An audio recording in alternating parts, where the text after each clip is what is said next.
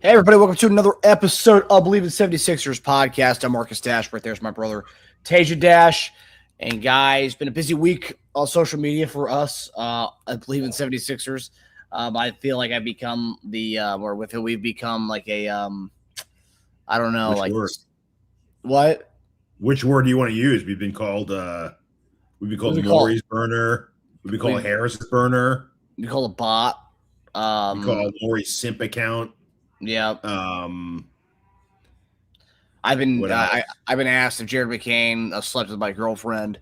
Yeah, just a lot, but I will say it's kind of garnered us attention with a lot of like legit 76ers fans, people who aren't just Jared McCain FC fan club. So like it's been nice. So it's been nice to see there are a lot of Sixers fans out there who just enjoy the basketball team, aren't just like a fan of one player who played 20 games with us. So it's nice to see that. Don't go to TikTok. Well, don't go to TikTok. I just I feel like there's this big contingency of that fan base of the McCain FC, which we'll get to later. That like they act like this guy is the best thing since sliced bread. And I know a lot of people also will say this dude's like, it's not about him, it's about it. We traded him for nothing. No, it is about him. That's why I'm seeing all the dumb posts of, oh, McCain was +6 last night. And then last night they got quiet because McCain was -3 last night in a loss to a team without Giannis by 17 points. So, but they won't talk about that. Not a lot of McCain stuff, although I did see some videos. He had a rough first half, but second half was great. And they posted a bunch of his fourth quarter highlights. Well, that's when they shift to one of the other guys that we've gotten rid of in the past few years. But Paul, he had a good game. It's go. Oh, you're going to find someone on every team's roster that they got rid of in the last 4 years that like has a good game. It's the NBA, and there's half the team sitting out every day. Mm-hmm. Like there are going to be guys that step up because they have a high usage on a really bad team with nowhere to go. Like that's how McCain had a good year last year, or 23 games. Like it wasn't because he was thriving on a really good team. He was doing well because we had nothing going on. And we had to just run it through him, and it looked great. But that doesn't mean sustainable, right? So no, it's not. And he hasn't looked like that guy. And I know people want to make a big hoopla about some of these halves he's had.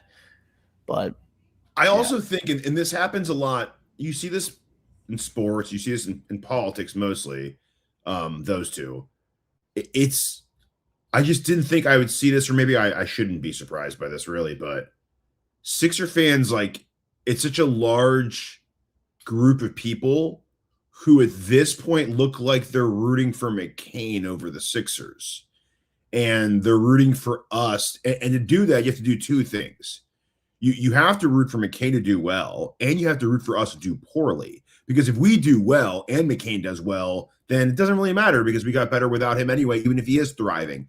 But if he does well and we do poorly, then it's like, oh man, look who the missing ingredient of our stew was. It was McCain. I was right all along. So it's putting yourself being right over whatever you're rooting for to prosper, whether it be your political party, your state, your country, your team. It's crazy, man. It really is. It's wild to see people would rather be right than your team win. Yeah. It's been a wild thing. That's why I've kind of taken this stance on going online. I have people say, "Oh, are you a Kyle Lowry fan? You're a fan of him?" No, but like, hey, his plus minus was pretty damn good in that Portland game. And if his name was Jared McCain, they'd be saying, "Play him more." So like, that's why I'm going to do that, and that's why I'm not. I like the thing is I like Jared McCain, but like, and do I think we should have traded him? No, but like, I'm not going to act like we trade the freaking best thing. I mean, guys, we sat here, and maybe we just go back longer as Sixers fans than most of these McCain FC losers. But like, I sat there while we traded probably the NBA's best 3-point shooter of all time for Gordon Giericek and a future first-round pick. Or we traded Kyle Korver for Gordon Giericek and a future a first-round pick 3 years into the future. So, no, I'm not going to be crying about Jared McCain who played 20 games for us. Kyle Korver was the best 3-point shooter of all time. We traded him for nothing. We traded for expiring Gordon Giericek, and at the time, I think it was 2007, we did a trade with 3 years, about 2010 first-round pick. So, like, no, I'm not gonna cry about Jared McCain, who guy who played 20 games for us tops. No, like, Sorry, I'm not doing it. Maybe I'm Corver FC. No, I'm not going to cry about that. There's a million other trades we've done over the years. It's like way worse than that one. But people want to act like we gave away like prime like Steph, and we didn't. I'd rather have Steph than him. If you have like a Venn diagram of all this, you have like the McCain fans, and then you have like the Morey haters over here, and then you have like we're wasting Embiid's career, and like somewhere in the middle of those is a large group of people who like are morphing it into this giant like hate speech of McCain losing him was a big mistake. Oh, that's also because Morey really sucks and he does nothing right. And like, oh, look at poor Embiid. Like he's not going to get his winning formula of 15-minute a game McCain, who's really going to make a big dent, huh? I guess let's just we can just get into the first topic because it's more of that anyway. Yeah, we'll talk more about that because there's conversations I want to have about certain awards that I hear all the time from this. It's very like the Gen Z and like I'll say some of the millennial crowd too, but like very Gen Z words that I just cannot say.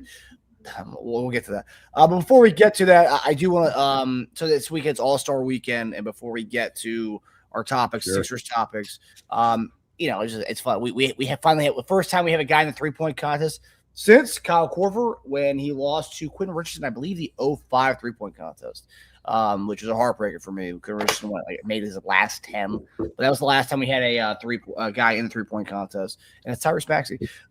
And slam dunk contest, we don't have anybody in that, but thought I'd throw it up there to see. That's still on. They're still doing that. I think the main thing now is the I mean, look at the names in there.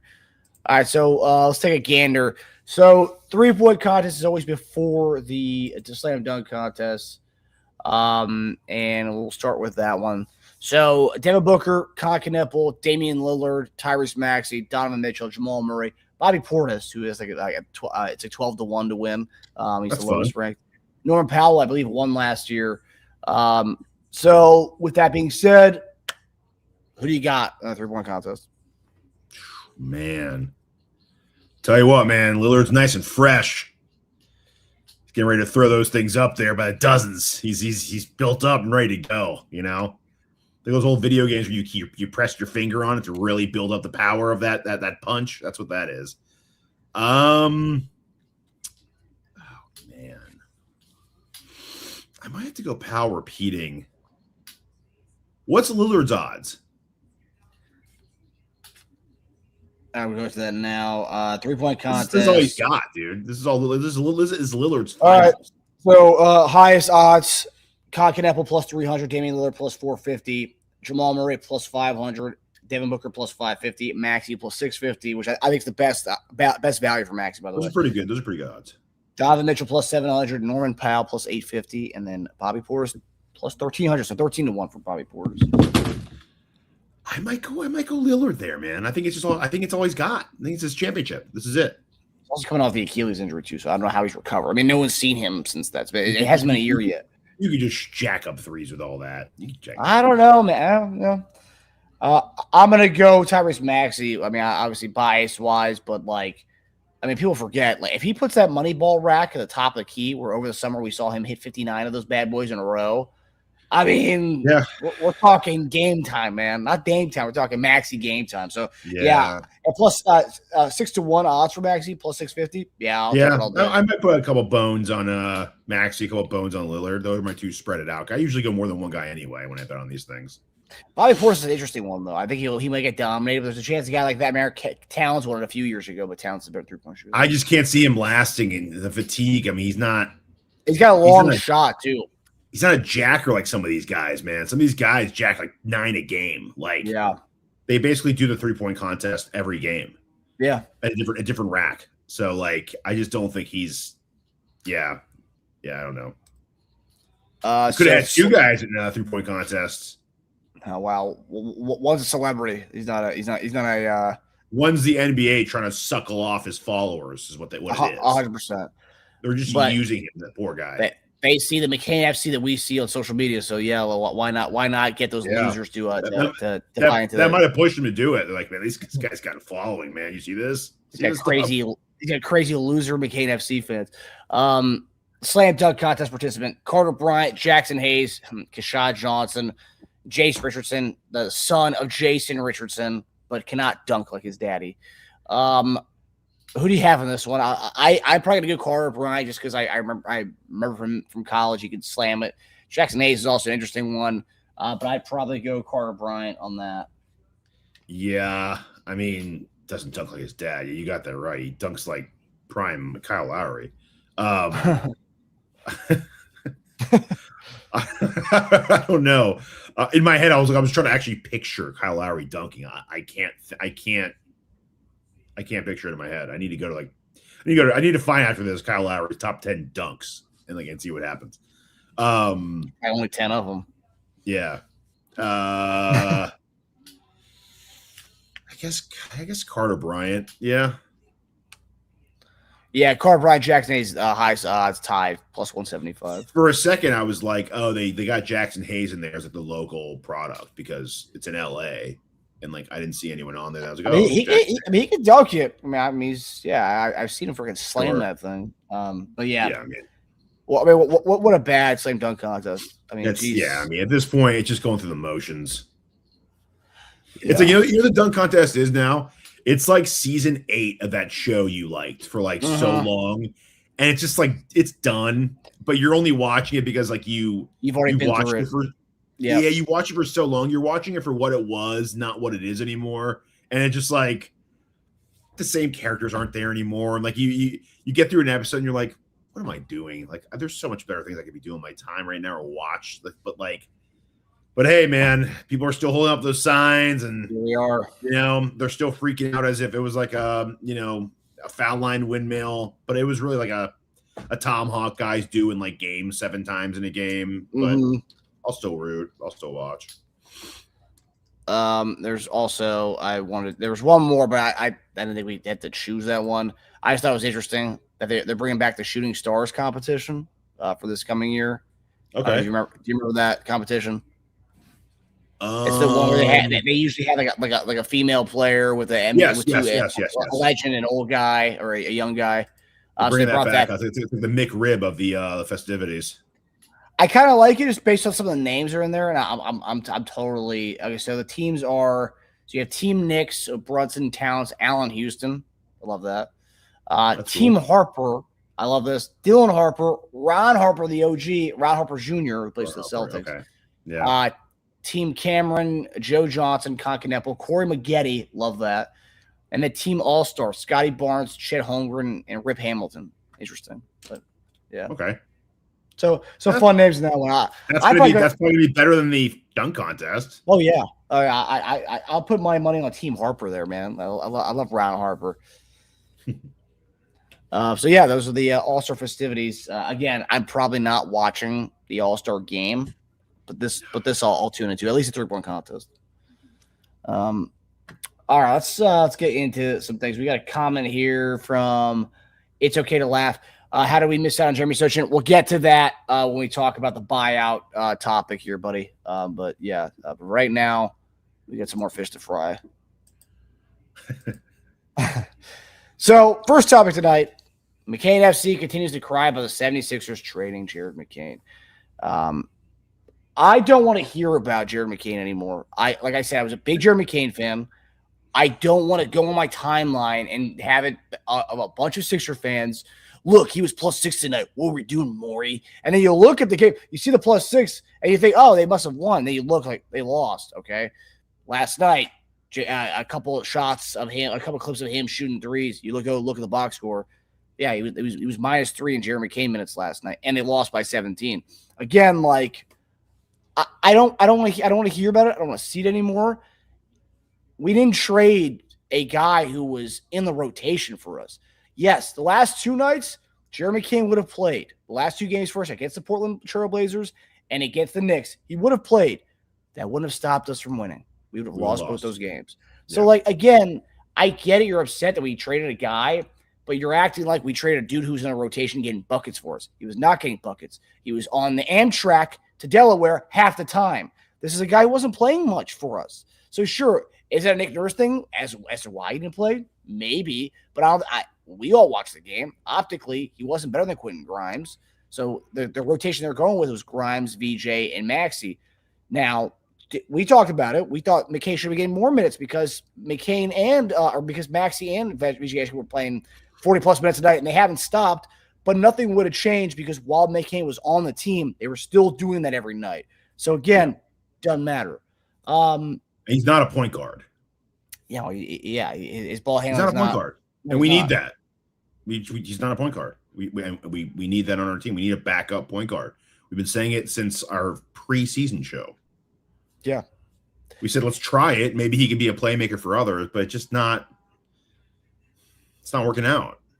And to say, and for us to like dog like the McCain FC, the McCain fan base, doesn't mean I'm a Morey bootlicker or a Josh Harris. I don't give a shit about either one of those guys. I'm a Sixers fan, and we don't defend everything they do, but I saw the vision with the trade. He wasn't getting minutes. They probably saw him not as what the guy he was last year. We got a hole for him. I mean, because I know people want to dog the first-round pick in 3 seconds. But now that we have that first-round pick, we can trade a first-round pick either this year or next year.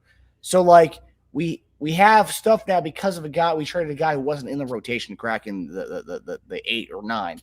So, like, again, sure, call me a Daryl Morey bootlicker. Yeah, and I think Daryl Morey's done a lot of good stuff for us. I'm not going to be one of the ones blinded by just rage and he's a terrible GM. I think Daryl Morey's done fine with us. Now, am I a Josh Harris fan? No, I don't give a shit about Josh Harris. I don't care. But yeah, I'm just annoyed by the McCain FC, and if like honestly, it's getting to a point now because I know we play them in a couple of weeks. That's gonna be the sign of true fan colors because a lot of people in that game I feel like are gonna be rooting for the Thunder over the Sixers at home. At least McCain. Yeah, who are Sixers fans, but they have McCain FC in their bio. Losers. First off, where does this come from? Your Twitter bio's got another player FC. You're a fan club of a guy. I don't get the modern day Gen Z crowd when it comes to that stuff in a lot of ways, really. But again, I'm just tired of seeing it, man. Like, and I know it's come across as me being sour grapes and me not liking Jared McCain. I like Jared McCain. I have a Jared McCain jersey. Huge Jared McCain fan. But this fan base who's sucking this guy's, who's on their knees for this guy. He's on his knees for a guy who played for like 20 games for us. I think it's ridiculous and doesn't make any sense to me at all. So I'm just kind of done with it. And I'm over it. I'm over it.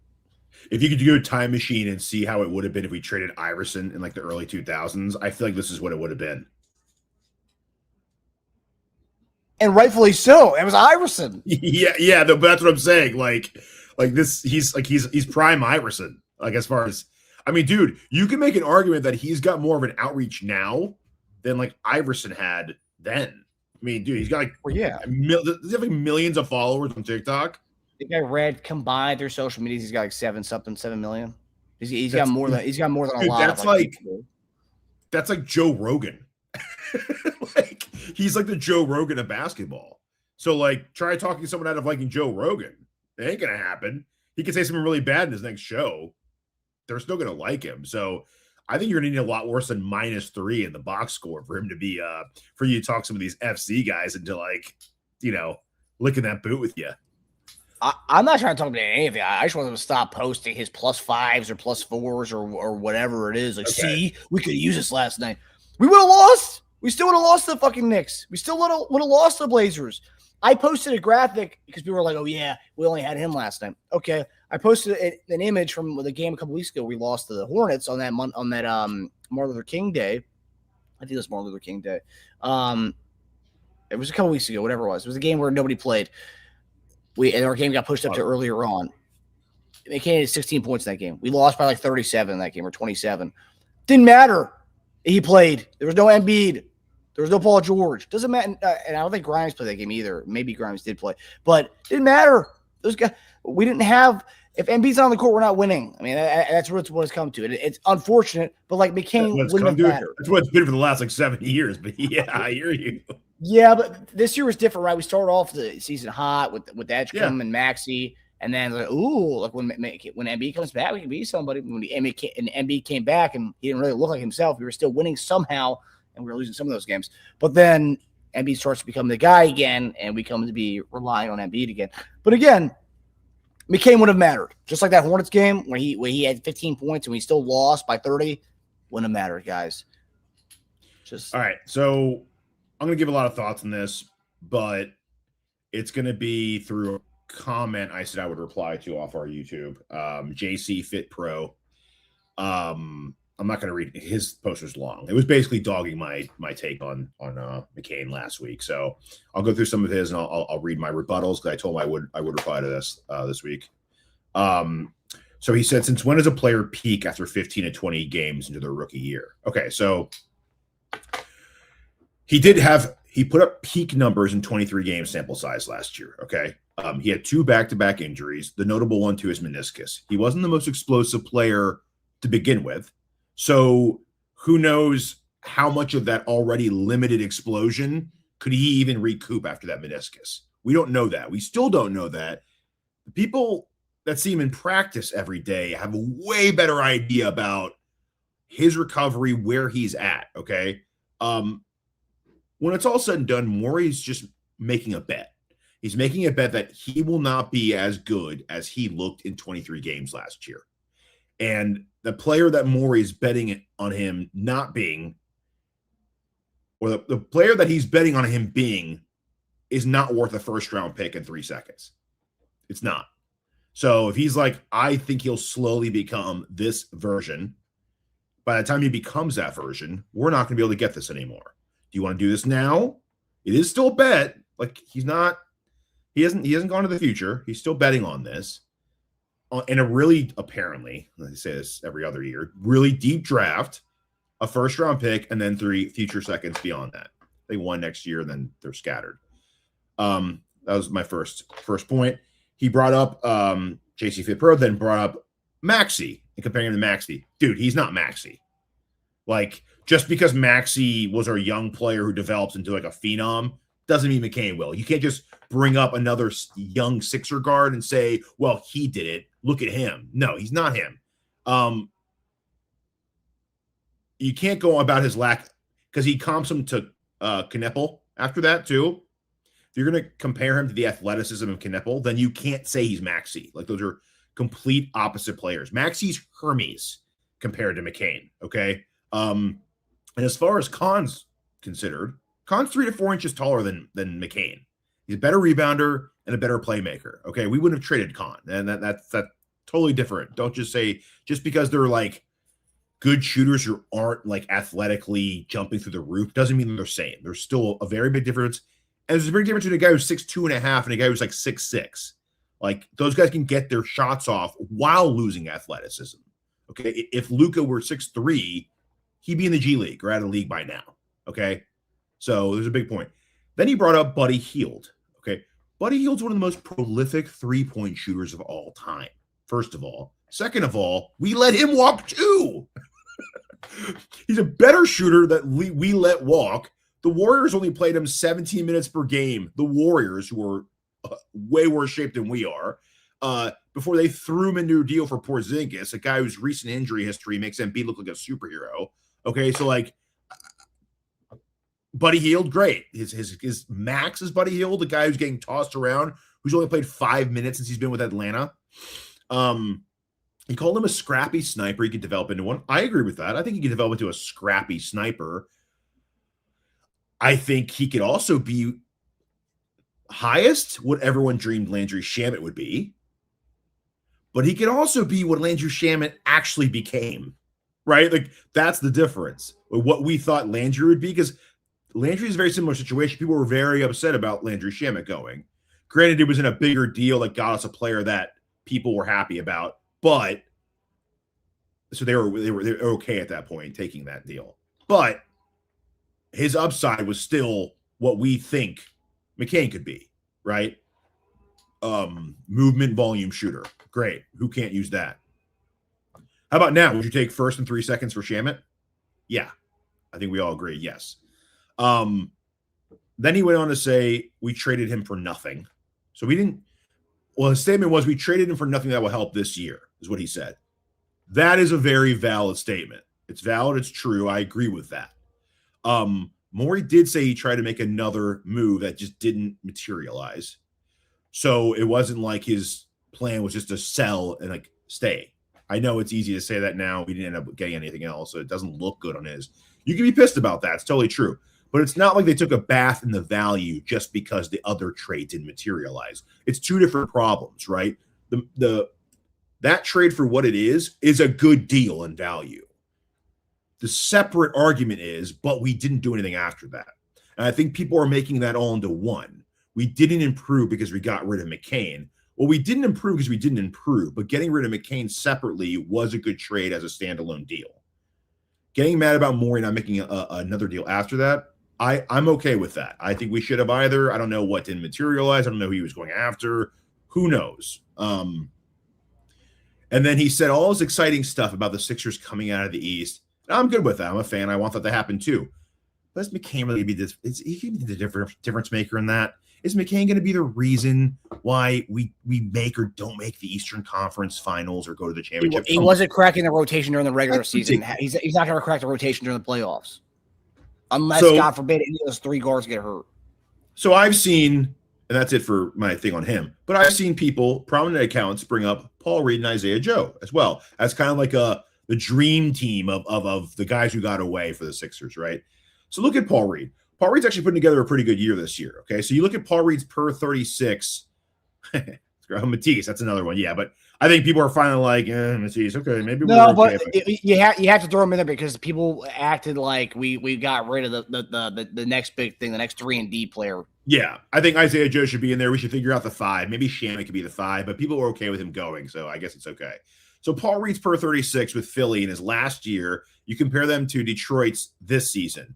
Huge difference, right? He averaged 14 and 11 per 36 with 51 shooting and 31 from three-pointer. This year, Detroit 18 and 12 on 59%, 39% from three. Yeah, that's Paul Reed, 39% from three. He's playing about 7 minutes less per game this season than he did in Philly in his last year, right? He's more productive because of that. So guys that you want to keep around to play 12 minutes a game, that's not what they're envisioning with McCain, right? So it might be the same for McCain and Isaiah Joe. Isaiah Joe's shooting he's shooting like 42% from three. It's crazy, right?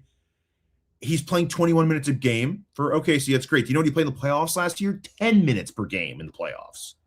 Like these pipe dream team players that everyone thinks are becoming like dominant NBA players, they're regular season role players and their minutes are higher because guys rest every day.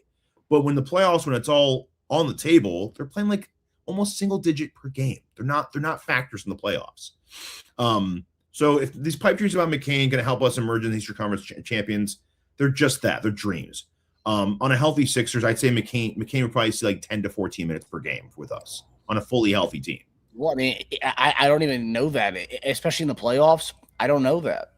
I don't know he plays a lot in the playoffs. He was barely playing. Like I said, he was half the time he was on an Amtrak on a Delaware to play for the Blue Coats. I mean, like it just the reality was that's what it was. And also with it, I'm seeing a lot of people talk about vibes and vibes this, vibes that. Like, I'm tired of hearing that word vibes. Like, sure, was he a good kid? Yeah, great. But like people said, like the vibes are all thrown off since we traded him. Not really, because we went to the West Coast, we beat the Suns. And like we had a winning record on the West Coast. That Western road trip for us is usually a disaster. Yeah, Portland's game was horrible. But do I think McCain plus a rotational dude who they could have gotten? I mean, from what I read, there's not a lot of guys who are even available. Like, yeah, maybe probably over asking price than what teams wanted to allow for him. I know people have thrown around Sadiq Bey. I mean, from the reports are that Morey looked for a front court guy, but nothing really manifested. So it potentially could have been Sadiq Bey. Even if we got Sadiq Bey plus Jared McCain, we still would have lost Portland because they couldn't miss, and we wouldn't have beaten New York either. So, like, again, people want to focus in on these two bad losses. We just got back from the West Coast, which is usually historically a disaster for us, and we went 3-2 on that. 3-1 when Embiid played, but 3-2 on that road trip.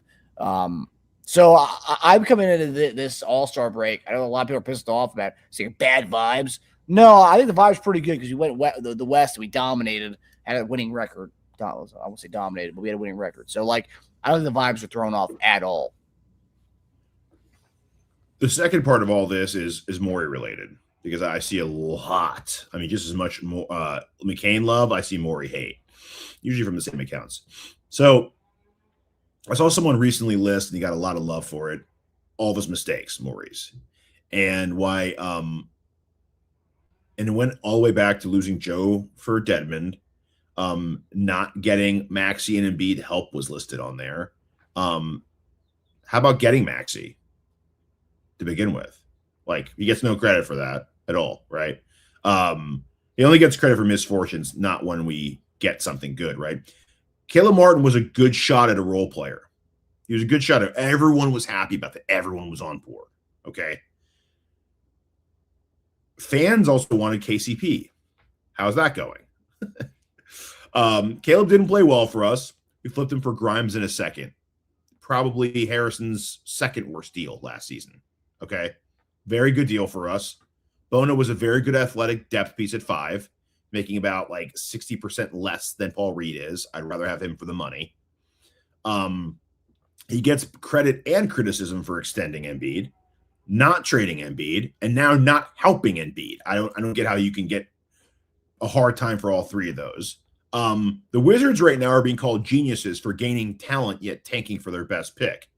Well, if we don't tank exactly how we tanked last season, we would not only would we not have VJ right now, we probably would have lost our pick altogether last year. Imagine our team then. Then we definitely wouldn't have traded McCain because we would have needed him for like 30 minutes a night. Probably losing more games too, by the way. And the PG move. Go back. Most people supported the PG move.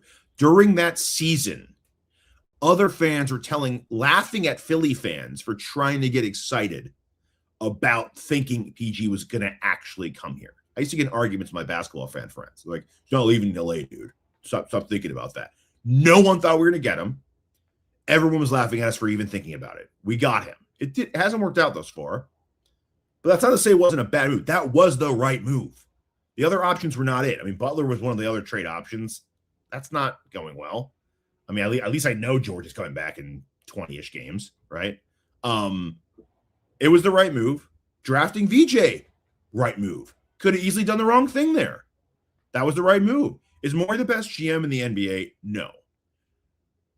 But people making him sound terrible need to take off their TikTok blinders. Like, he's not the worst GM. He's not the best GM. He's made some bad moves, and he's made a lot of good moves. That's just where it is. There's no, like, he's bad or he's great. It's somewhere in the middle. Well, I do find it funny because when we got Bob Myers to be part of the front office staff this past offseason, everyone's like, well, we found a replacement for Morey when Morey does go. Well, guys, for those people who are happy about that, who are pissed off with the Jared McCain trade, you don't think Bob Myers also greenlit that? Because everyone's making a big to-do about Morey and his presser saying he has to go to the ownership and talk about deals before doing them. So Bob Myers definitely had a hand on the Jared McCain the trade as well. So if you want to praise Bob Myers if we do fire Daryl Morey, say, well, at least we got this guy. Well, Bob Myers is a part of that Jared McCain trade. He was one of the ones who probably greenlit that trade. Just to keep that in mind for all the McCain FC losers out there. And when he went to the office of Harris, I guarantee you Harris says, what does the coaching staff? Well, what does everyone think of McCain? Like, do they think he's going to be like what? Bottom line is they were like, we collectively do not think he's going to be what we saw last year. And they were like, okay, well, then in that case, do it. Make the deal. Yeah, I'm all good with that. So that's what it comes down to. These are all bets. And that's his bet. Yeah, and I'm with it, and we'll see what happens the rest of this season, and also we'll see what happens with that first round pick and the seconds. And I think someone said like with the pick that we got like later on after Jared McCain, because I know a lot of people are dogging how late that pick's going to be. Keyshawn George went after Jared McCain in that draft, and Keyshawn George is probably one of the better players from that draft that year. So we'll see. I mean, these are lottery tickets. These draft picks are, but so far late round picks, Morey's been pretty damn good. I mean, Jaden Springer, meh, but like Maxey, McCain. So Morey's done a pretty good job with those late round picks. All right, let's dig into buyout options. And I'm done with McCain, so let's talk about some buyout options here.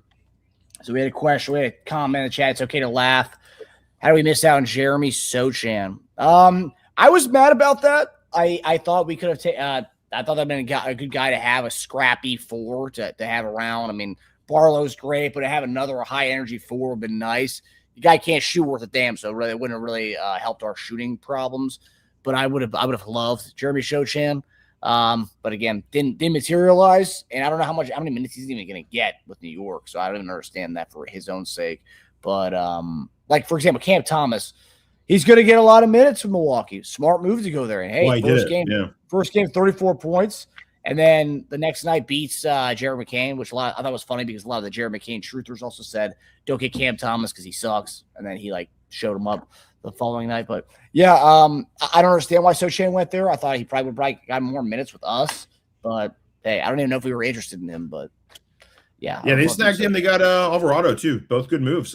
Both moves I think most Sixer fans wish Philly would have done. I think it maybe could have happened, but here we are. We still need a point guard and a wing. Yeah. But here is the list of guys that are out there right now. I kind of made it in such a way that you can see as far as recently bought out, waived, unsigned guys, candidates that might be bought out or sold, or bought out or released, and then possible candidates. This is all from Hoops Hype that I collected these names from. So recently bought out guys, Lonzo Ball, who reportedly Keith Pompey says we are interested in. Also Chris Boucher too. Haywood Highsmith, a former Sixer. Niang, former Sixer. Eric Gordon, also former Sixer. Mason Plumlee and Darius Saric. A lot of former Sixers are the recently bought out ones. I'm just realizing that. Yeah. And then the more realistic candidates, Cole Anthony, who has not been bought out yet by the Suns. D'Lo's not been bought out yet. Matisse Thybulle, Chris Paul. I don't know why Thybulle's not a choice. Then Drew Eubanks, and then possible candidates. So yeah, those are guys who have not been bought out yet, but a lot of people think they could be. So looking at the guys who are realistic, now I'm not even looking at the possible candidates. We can look at the possible candidates as well, but more realistic candidates and the guys who have been bought out. Who are the two guys? Because I believe we have 2 open spots, but I think we might have 3 open spots. One's contingent on Jabari Walker, right? Getting rid of him. Yeah. So I know for sure we have 2. But I've read we might have 3 open spots. I don't know. The whole roster thing makes no sense to me. So yeah, looking at the candidates here, what are you liking? Yeah, let's go to. What are you liking? I think I still go Ball. I think I know people keep dogging how he looked this year. But if we judge every player by the first 40 games of the season, then McCain would be in the G League. Actually, wait, never mind. He was in the G League. I think Ball would fit what we need. I think he can play make. He can rebound. He has size for a point guard. He actually is a point guard. Go figure. Other guys in that sense, Cole Anthony's another guy who can do that. Do a little of everything. He's a good rebounder. He can shoot you in or out of games. And he can play make. I think Cole Anthony and Ball. And I would be open-minded to D'Angelo Russell because he can also play make. I think a pick-and-roll game of him and Embiid would be, serviceable for his 12 to 14 games. I mean, like, we're not bringing these guys in here to be Cam Thomas and come in and play like 40 minutes a game and be our offense. They're going to come in and play a functional, small role. And we're looking at the 10 to 14 minutes in the playoffs, most likely, right? Like maybe even less than that. So if we're talking about that, then yeah, I'd say one of those 2 guys at guard. And then people mentioned Russ too. So I just don't see that happening. Yeah, I'd probably go one of those 2 point guards, and I would go. I like Boucher if you're going to play him more at the 4, not so much center. I'd go Boucher or probably Highsmith at 4, or just kind of Highsmith's more of the wing, I'd say. Boucher's more of a 4 that could play some 5. I wouldn't be upset at either one of those guys though. Yeah, Cole Anthony's, I think, solid. I wouldn't mind Cole Anthony at all. I think he provides a little bit more of a shooting aspect than Lonzo does. Both solid point guards.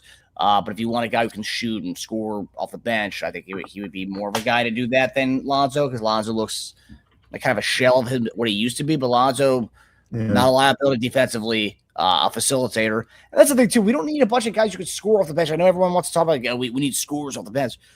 Ideally, whoever Lonzo is paired with is Quentin Grimes, Trent Watford. Those are the guys I want to see score in that second unit. We need a guy who's kind of facilitator out there. So, like, Lonzo would be great for me. He's not a liability on defense. So, yeah, I'm with you on either Lonzo or Cole Anthony. I'd be happy with either. D'Lo is a liability defensively, but he's a guy who can get you buckets. So, it's the opposite, right? It's a guy who can score and facilitate liability defensively. Whereas the other guys are solid defenders. Cole Anthony's solid, probably across the board, so I'd be okay with Cole Anthony over it. If I had a tier system, it'd be Cole, probably Lonzo, and then D'Lo very close with each other. So yeah, and you said Russ, man. Those are the possible candidates. I don't know if he's gonna be bought out. That's not gonna happen anyway. I've also seen people talk about DeMar DeRozan potentially being bought out too. I don't see DeRozan being bought out. Even if he does, he's not coming here. Yeah, you probably go to L.A. The Lakers will probably pick him up.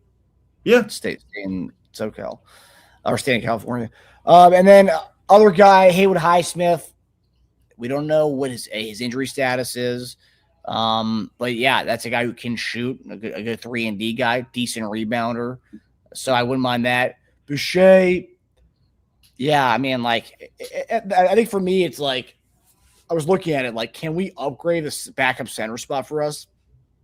No, they really can't. Like, it's Drummond and Bona, and like that, we kind of just settle with that. I don't think there's a guy out here. Mason Plumlee's not that guy. I think it's pretty settled. Against bigger centers, you're going to have more traditional centers. You'll have Drummond play. Against more athletic fives, you're going to have Bona play.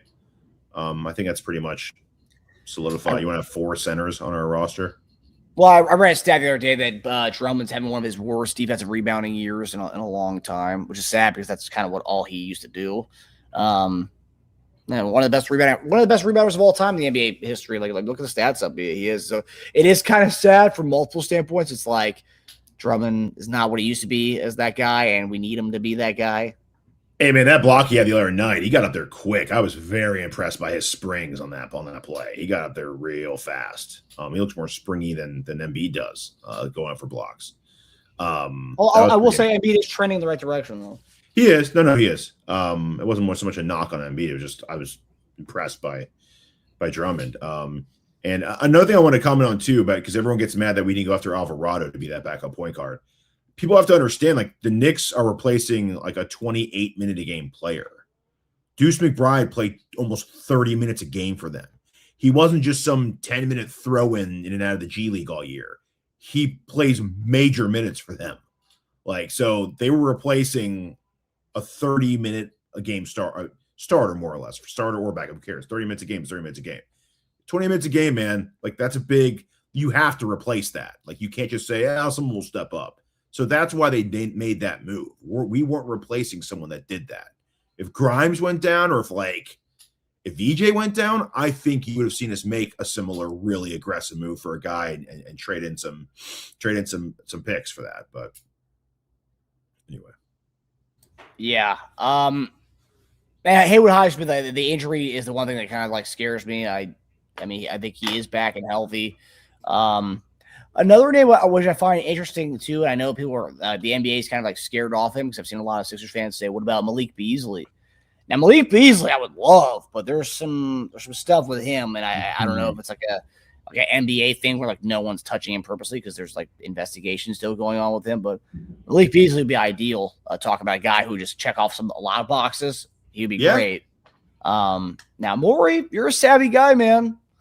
I mean, people already don't like you. You may as well just like do that. Oh, who cares about the headlines? Do it.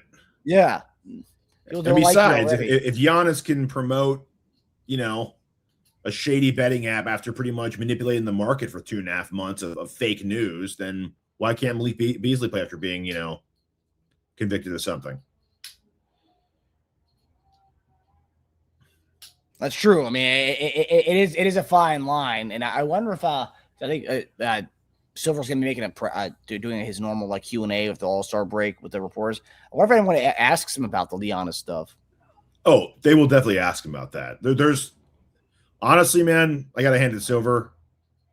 Kudos to him for going out there because it's going to be rough. There's a lot of things to answer for right now. People are slaughtering the NBA. Kudos. I mean, it's his job. I mean, he has to do that during the All-Star break. Well, I don't know. Players when they have bad Will Campbell. Players when they have bad games avoid the media. Yeah, but this guy's commissioner of the NBA. He can't be ducking his usual press conference that he does every All-Star break. I mean, I could say that's about a player. Why does a player have less expectations to duck? It's different. It's different. You're the CEO of the company. You're not just an employee. I can make an argument to say most publications would rather hear from a player than the commissioner anyway. They want to hear from players after a Super Bowl. You're going to duck them anyway. It's weak. It's weak all the way around. He's got. I'm not giving him kudos though for having a press conference that he normally does. That's all. Having to answer these questions are rough. The NBA is in rough shape. The regular season sucks. The lottery system sucks. Tanking sucks. Player availability sucks. All-Star games terrible. All-Star festivities are weak. The honest thing, the betting stuff, it's a lot of stuff he's got to answer for right now. Bad timing for a lot of these news cycles for him. But yeah, it's going to be interesting to see what he says about some of these things. If Malik Beasley was a part of this and he did have this gambling probe going after him, where would he rank about? Would he be your top guard to get? Yeah, he'd be in that first group of guys that I'd like to have. Yeah, for sure. I mean, hey, I don't care about the gambling thing, even with that. No. He ain't gonna do it again. You know what I mean? Like, yeah, no, yeah. He's a safer bet than some of these other guys are. I can see some of these other guys doing shady gambling stuff before him at this point. Yeah, that's true. Yeah. All right, so let's go to our final topic here for the day. Final topic. So as we head to All-Star break, a lot of people are kind of keeping their eyes on two main things, right? We started the season hot, and it was large part without Embiid not being his normal self. But VJ Edgecombe was tearing it up first month of the season. Quentin Grimes was tearing it up as well. And kind of recently, we've kind of seen a fall off. Obviously, Grimes, he played the last 2 games. He was sick. But we haven't really seen the same 2 guys that we saw the first month of the season. And I know there's a lot of fans out there who are like concerned. I mean, I've even seen stuff saying we should have traded VJ Edgecombe and kept Jared McCain on the team. I mean, just crazy nonsense like that. But again, it's a crazy cult McCain FC fan base out there that's saying that. But are you concerned at all? And Max even said in his press conference after the game the other night, like, the All-Star break comes at a good time. We really needed it. We could all use the rest right now. We'll be okay. Again, VJ Edgecombe, he's playing what was this? We've played 40, 50 games. This is already 10 more games than he played in his college career. So, like, he's making an adjustment right now. This is longer than a college basketball season. He only played 1 year of college basketball, too. So, like, this is longer than any season he's ever played before in his life. Quentin Grimes, I thought he's adjusted to his role. I know last year he was that dude for the second half of the season. Like, the offense run through him. I thought he's looked good in having to play this, like, sidekick role coming off the bench. I do say, since he is coming off the bench, I would like the offense to be kind of more run through him on that second unit. Like, why aren't they kind of playing that second unit the way they played last year with him? Like, he was getting 30 points. I think he had a 40-point game last year. Why isn't that second unit playing the same way, game playing the same way they did when he was the main guy last year? That's what I like to see. I like to see him more aggressive. Both these guys I want to see more aggressive. I feel like both of them have been pretty passive. And I like to see them more aggressive second half of the season. But no, I'm not alarmed or concerned by their slump. I think both these guys will figure it out. We've seen both of them. I mean, Edgecombe's still young, but we saw what he can be, what he is. And Grimes, we know what he can do. So, like, I'm not scared or concerned. I honestly, if I'm the coaching staff, I'm telling them to be more aggressive and do your thing out there. Yeah, I agree. Grimes, I mean, he just needs to shoot more. Shoot. He's only eclipsed double-digit shots twice in the last 17 games. It's not enough. He could be aggressive. We've seen it. Right now, it's extremely important for 2 reasons for him to be a lot more aggressive. We need someone to come in and be aggressive with Edgecombe looking just more like a rookie. Let's say it's a bad thing. Embiid's missing games more often lately. PG's suspension, obviously. 2, this is more so for him. He bet on himself. So if he doesn't break out of it, he's going to lose that bet. He's going to lose a lot of money on that bet. His shooting averages are down, so I see him breaking out of it and averaging out a bit. He's not the poor shooter that he's been showing lately. So I think he'll bust out of it. I think he'll be fine. VJ is being pretty aggressive. I just think there's more eyes on him now. I think there's a real scouting report. I think he's been dreadful recently because he's moved up on the pecking order with PG suspended and beat out, going 1 of 11 from 3 the last 2 games. I think he has to continue moving without the ball. Some things that made him really successful early on in the season. Scoring in creative ways, driving, keep jumping, keep going for that rim aggressively, test teams. Don't settle for the 3. 1 of 11 ain't doing it. We can't afford these guys to be passive. He's a rookie. Slumps will come. I mean, hell, I said this when we were starting after his tear. I was like, he's on a heater. I'm not going to call him a bust when he comes back to earth a little more. It's an up and down season for rookies. Only certain guys thrive all year. And that's not to say thriving means you put up stats because your team sucks and you're shooting 18 times a game. Like, you're going to put up numbers. Is it on a winning team, though? So that's what you want to see. You want to see good production, packing the stats on a good team with wins. A rookie's supposed to have ups and downs, so he's just got to navigate through it. Yeah, and I do think from VJ's standpoint, yeah, the eyes up on the pecking order a little bit, but I do think it's the increased volume as far as games wise. And of course, if he's playing 40 minutes a night on top of playing a longer season than he's ever had to play before, he's also playing. I mean, college basketball games are 40 minutes long. He's playing that every night, and he's playing almost 36 minutes a night, man. I mean, he's playing almost a full college basketball game a night, and he's played 10 more games already, or 12 more games already than he did last year. So I think that's something to look at. Grimes, yeah, I like to see just a lot more aggression with him, and I think this is more of the coaching staff to hey, whatever you did with him last year that made him look like that badass that he was, just do that again. I don't know why they can't do that. He's coming with the second unit, so he can be the alpha in that second unit.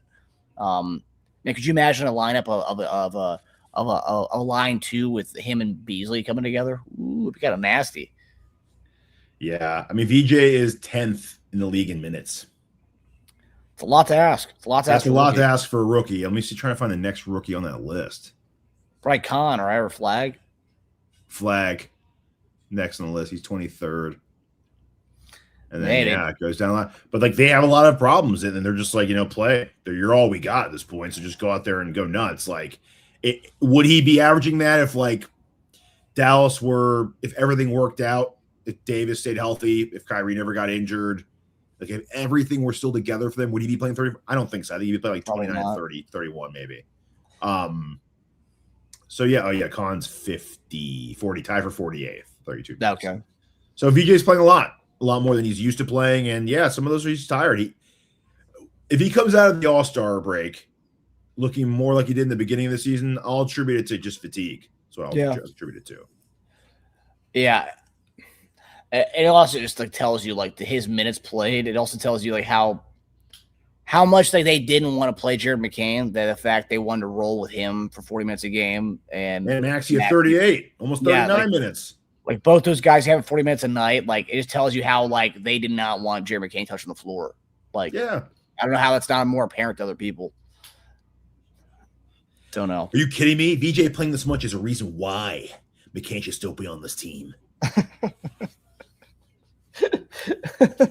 Don't you understand? You don't get it. Jared McCain's the best player.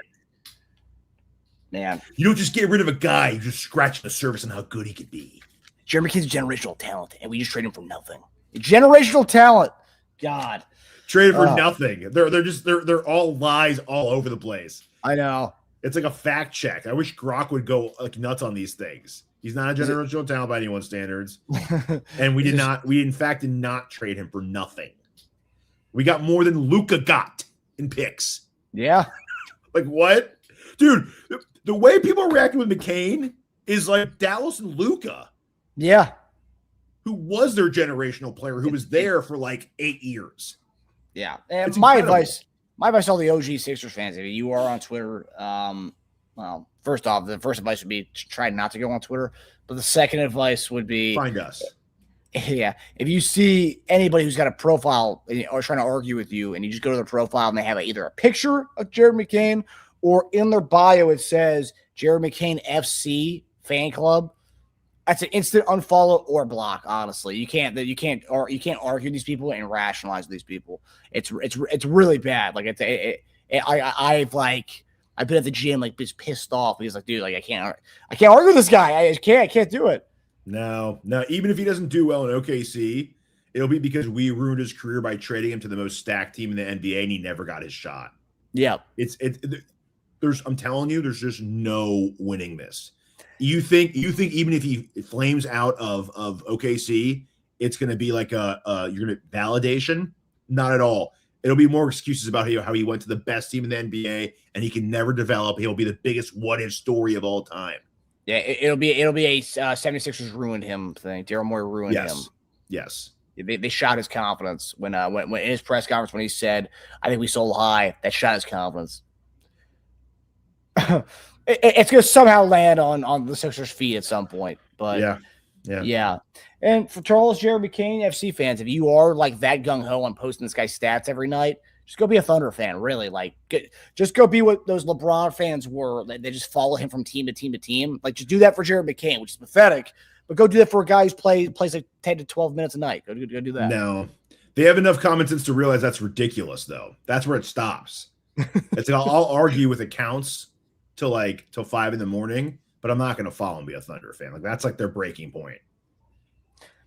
Someone did comment on one of my comments saying like I think I just might be a Thunder fan. I'm through with this team. I'm through with the Sixers. Go. Okay. Yeah. Go. And they're also winning, so that helps. Don't want to see you on Broad Street if we do somehow win the championship or even make the Eastern Conference. Wow. Don't want to hear about it. And also too, someone made a good point. I think I also want to give a shout out to 3 accounts. Sully, our guy Sully, Sharif Shabazz, and I am Yadat City. Fans of our account on Twitter. I've been talking to them a lot. Actually, some of the topics today, I actually talked to them about doing some of these. And some of these guys did make the point, like a lot of these McCain FC fans, these same ones who are dogging that pick that we got, they're going to be all over mock drafts, tankathon stuff in a couple months, and I don't want to be seeing any of those stuff. I don't want to see from those accounts talking about who we can draft at pick 126. Don't want to hear about it. You guys run the McCain FC group. Go join that fan club and just stay on that side for real. Yeah. You're not allowed to be happy about who we get anymore. You're not allowed to talk about it either. You're not allowed to mock draft it and talk about who we can possibly get. And we do, and when we do draft if we do draft that guy or trade that pick for someone, I don't want to hear you celebrate it because you were talking about why we shouldn't have done that deal. So only way we allow them to do it is if they lick Morey's boots. Yeah. Morey and Josh Harris. Public boot licking. Make that an AI picture. The long line of people with McCain jerseys. That's pretty good. He's just sitting there in the middle of the key, like with his foot on like a little pedestal. Yeah, I like that. It's a good idea. But all right, everybody. We hope everybody enjoyed the episode. We will see you guys next week. Coming off the All-Star break, I believe we have one game by the time we come back next week. So do we start playing again on Wednesday? If I'm not mistaken. Wednesday is our first game back. We play Atlanta, hosting Atlanta, or Thursday is our first game back, I believe. Let me see. Oh no! Wait, we play back to Buddy Bowl. We play Wednesday. Okay, so for our first game back is Thursday. So Thursday the 19th is our first game back, and that's we play Atlanta. And then, so we'll have a show Friday. So we'll be able to talk about what we saw from the Atlanta game. Hopefully it's a domination, so we don't have to hear that. If only McCain played, we would have won. But we hope everybody enjoys All-Star Weekend. Everybody has a happy Valentine's Day, and we shall see you guys next week. Love y'all. Love y'all later.